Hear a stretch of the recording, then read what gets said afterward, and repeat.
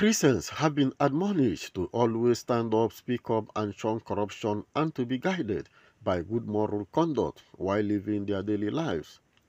The General Overseer of Palace of Praise Assembly, Pastor Otive Ibuzo, handed down the advice in Abuja while delivering sermon on the campaign against corruption in Nigeria. Ibuzo reminded Christians that God expects them to live a life of integrity and uprightness. The beginning point is that God detests corruption.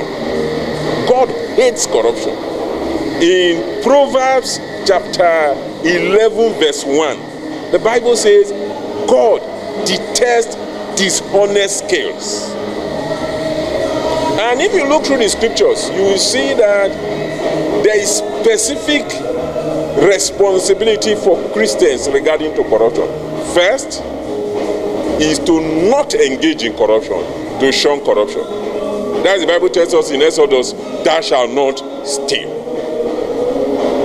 And then there is the injunction for us to speak up against corruption.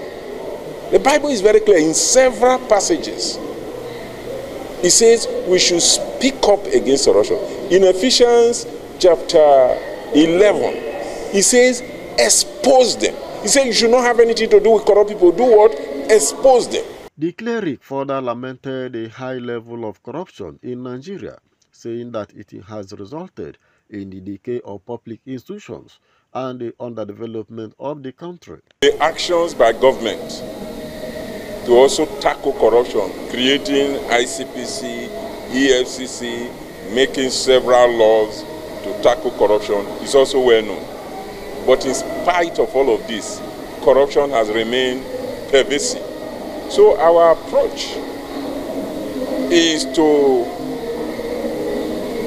point out the role of faith leaders in tackling the problem of corruption.